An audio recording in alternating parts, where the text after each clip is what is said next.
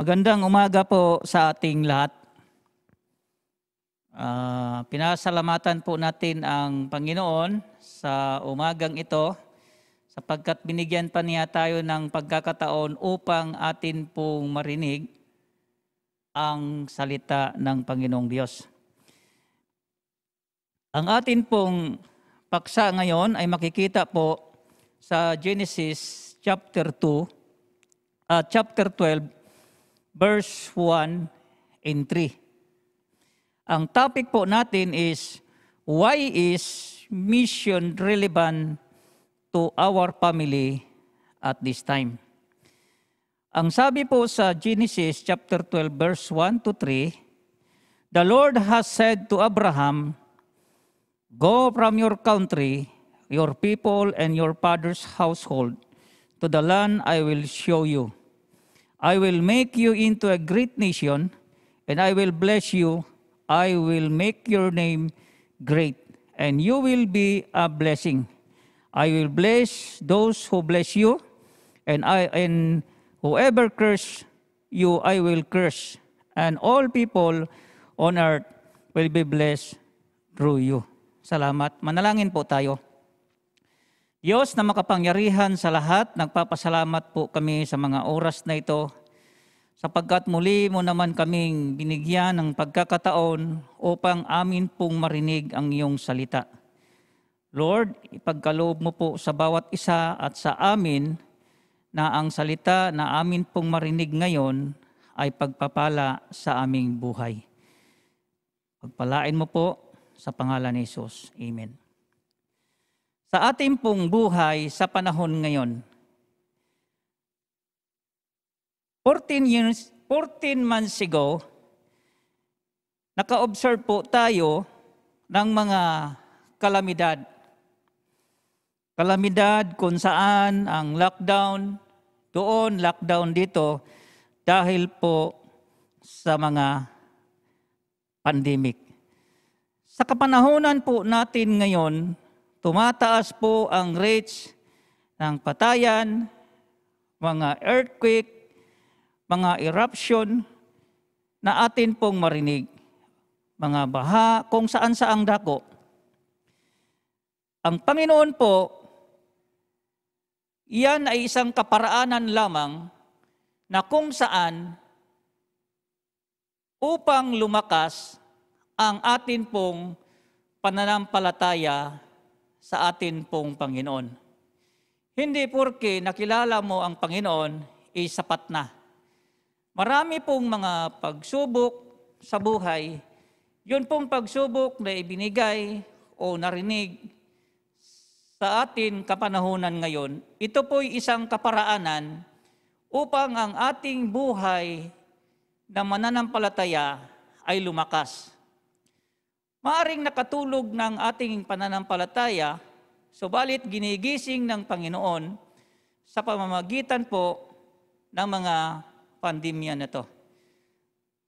Marami pong mga tao na nagsasabi na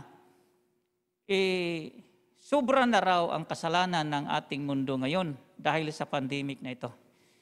Yun po ay pwedeng sabihin sa mga hindi nakakilala sa Panginoon. Pero dahil sa ating nakakilala sa Panginoon, isang kaparaanan lang po para lumakas ang ating pananalig sa Panginoon.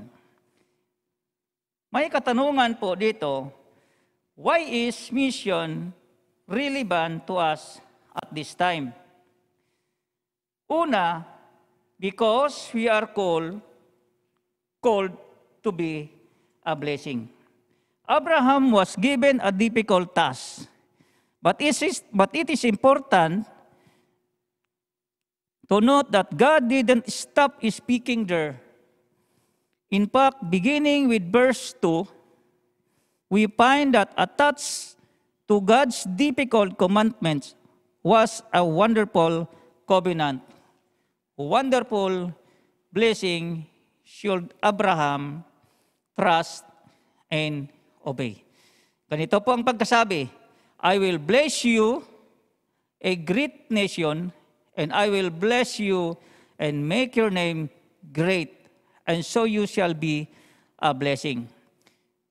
Dito po makikita natin, ang sabi niya, a wonderful blessing should Abraham, dalawa po, trust and obey.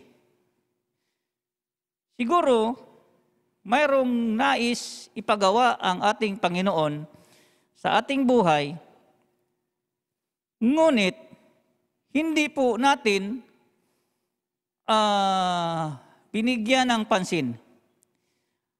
Ang ginawa po natin is mayroon tayong tinatawag na pag-alanganin, pag-alinlangan. Pasensya na po kayo sa salita ko dahil may Tagalog, may English kasi sa bahay, puro kami Bisaya, halos. So atin pong makita dito na in other words, we obey God because we believe that He knows what is best. Isang bagay lang po na trust and obey, and there is a blessing sa bandang huli. Pangalawa po, when we bless others, God takes care of our needs. The question asks, no altering of the plans. Abraham just get up from his place, packed his bag, and left as the Lord had spoken to him. So, mensahe, kanina sinabi ko na mayroong mga pag-alinlangan sa buhay natin. Ngunit si Abraham, hindi po siya nag-atubilin, kundi tumayo siya, nagpack siya ng kanyang mga gamit, at sinunod niya ang Panginoon.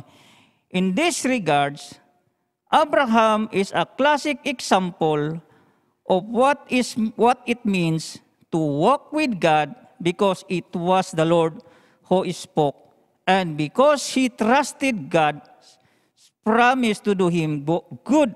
Abraham, simple, obey. Ulitin ko po. And in this regards, Abraham is a classic example of what it means to walk with God because it was the Lord who spoke. And because he trusts God's promise to do him good, Abraham, simple, obey. Isa lang po ang nakikita natin doon is trust and obey. Yun po ang sinabi sa pangalawa. We must all ask ourselves, what about me? Am I a simple obeying the Lord? Or are there clear commandments of God that I have left undone?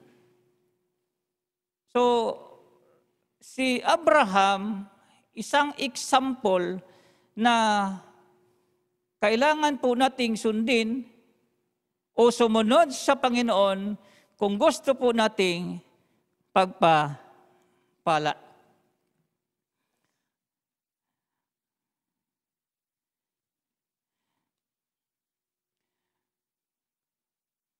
Ito po ang continuous, I trust God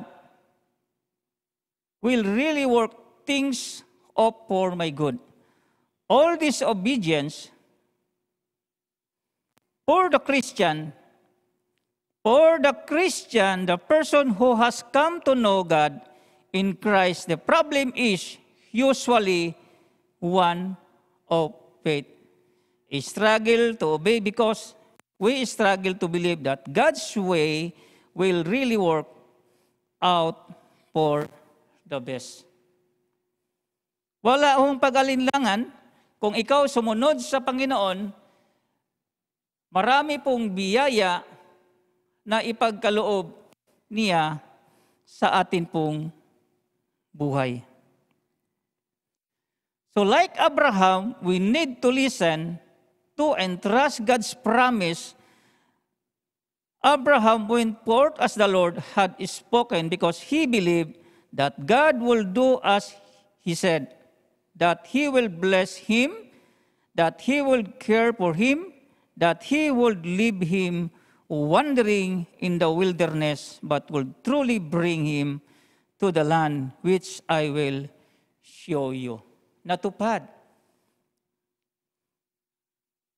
Abraham was also able to give his nephew Lot for gifts in the new lands because he continues to obey that God will bring him to the land which I will show you.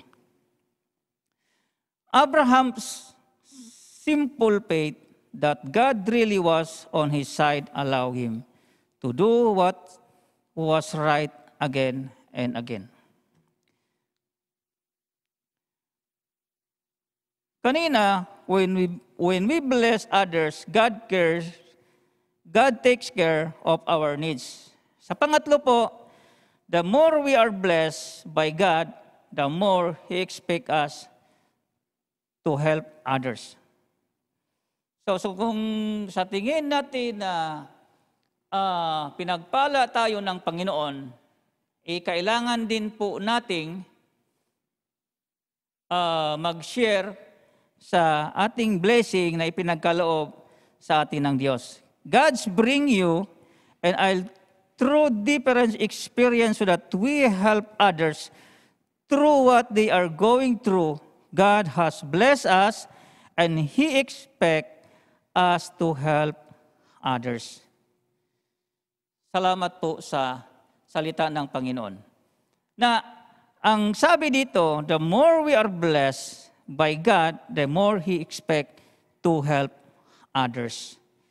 Kaya po mayroon tayong tinatawag na mission dahil nais po nating tumulong sa mga nangangailangan, tumulong sa mga tao na nagpapalaganap ng salita ng Diyos.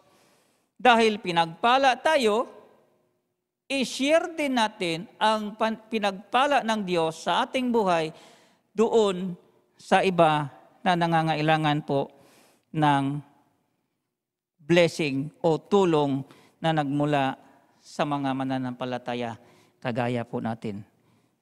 What is it that God wants you and to do? In our application, reach them. Sa papaanong paraan natin ma-reach ang mga tao, we need to everything we can to reach other for Jesus. Kaya mayroon po tayong mission para po maabot ang mga tao na hindi pa naabot sa salita ng Diyos. Pero base sa obserbasyon ko, ang pinaka-mission natin sa buhay is yung mga tao na hindi pa nakakilala sa Panginoong Diyos. Like, for example, mga kaibigan, mga loved ones, mga kapitbahay, yun po ang sinasabing sa application po is reach them, unreached people. Sinong hindi pa nakakilala sa Diyos? We need to do everything we can to reach other for Jesus. If we will do what Jesus wants us to do, people will be drawn to us. We cannot let this church, because a church where we have little clubs, we exist for others because that's what Jesus wants us to do. We can be comfortable until everyone knows and love Jesus. So, kung iisipin natin, marami pa hong tao na hindi nakakilala sa Panginoong Diyos. Marami pa hong tao na hindi pa napagsabihan sa salita ng Panginoong Diyos. We can be comfortable until everyone knows and love Jesus. Sa application pong pangalawa, warm them. Once we reach people, it's the kindness of God that draw them to repent. Kanina po, to reach others for Jesus. Pangalawa po is to repent. That's why we do small groups or auxiliary group fellowship. There we can sharpen each other. It's where you and I can say, yan po ang sinabi ng Panginoon. Dito po, sa panahon natin ngayon, wala na po tayong tinatawag na visitation dahil po sa COVID, dahil po sa pandemic. Pero isang kaparaanan po na bukod pa sa pandemic na naging hadlang sa atin para hindi po tayo punta sa mga kaibigan, kapitbahay, loved ones, gumawa po. Bago po nangyari ang pandemic na ito, marami pong advance sa technology ang atin pong obserbahan sa panahon ngayon. Una, mayroon po tayong cellphone. Ang problema lang kung wala tayong load. Sikapin na lang natin na magkaroon tayo ng load. Ngayon, sa pamamagitan po ng cellphone at kung may load ang inyong cellphone, pwede po natin silang matawagan at makumusta at makausap kung ano na po ang kanilang kalagayan, lalo na sa panahon ng pandemic na ito. Like for example, tawagan natin siya, "Brother, kumusta po yung buhay natin bilang isang mananampalataya? Ano po ba yung kahilingan natin? Ano po ba yung dapat ipanalangin?" Doon po, sa pamamagitan na yon, lalakas po. There we can sharpen each other, where you and I can say, yun po ang kaparaanan. Ang tanong, ginawa po ba natin yun? Posible, kung maisip lang natin. Pero yun po ang advice ng Panginoong Diyos sa atin is to warn them, to reach them. Hindi man natin sila ma-reach pamagitan ng pagpunta doon dahil nga sa pandemic. Warn them para tumalas o maging aktibo. O dahil sa pandemic na to dumarating sa buhay, at least malakas pa rin ang kanilang pananampalataya sa Panginoong Diyos. And then, ang pangatlo po, teach them. Our role is to equip the body of Christ to the ministry. Yun po ang ating role bilang isang mananampalataya. Hindi lang tinanggap natin ang Panginoong Diyos bilang sariling tagapagligtas hanggang doon na lang. Hindi po. Our role is to equip the body of Christ to the ministry. Hindi lang po mga ministro, hindi lang po yung mga nag-graduate ng Bible School. Tayo po lahat, ina-advisean po ng Panginoon, ina-advisean po dito na to equip the body of Christ to the ministry. Ang kaparaanan po is katawagan, kamustahin, alangin, and sa pamamagitan na yon is malalaman natin na mayroon siyang mga dapat ipanalangin at sa pamamagitan na yon lalakas ang kanyang pananampalataya sa Panginoong Diyos. Ako'y nagpasalamat sa Panginoong Diyos dahil mayroon tayong tinatawag na ganito ba, na kahit nasa bahay ka, kahit nagpahinga ka, at least makakarinig ka pa ng salita ng Diyos. Dahil sa teknolohiya, marami pong mga kaparaanan. So, pwede nating sabihin na itong pandemic ay salot, pwede rin nating sabihin ang pandemic ay isang kaparaanan. Pero para sa akin, itong pandemic na ito ay para po tayo maging equip o lumakas ang ating pong pananampalataya sa Panginoong Diyos.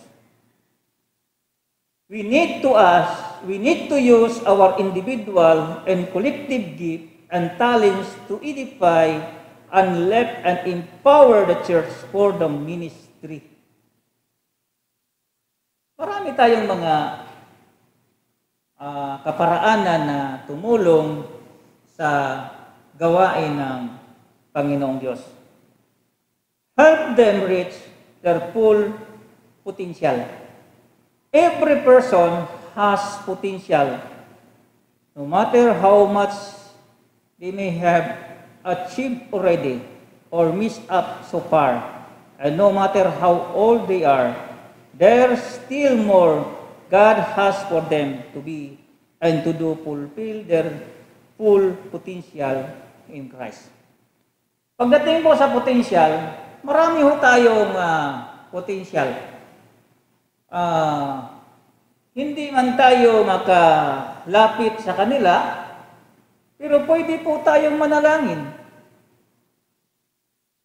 Pwede po natin silang kausapin upang lumakas ang kanilang pananalig sa Panginoong Diyos. Kahit sabihin natin na mayroon tayong potensyal sa panalangin, mayroon po tayong potensyal sa share sa salita ng Diyos.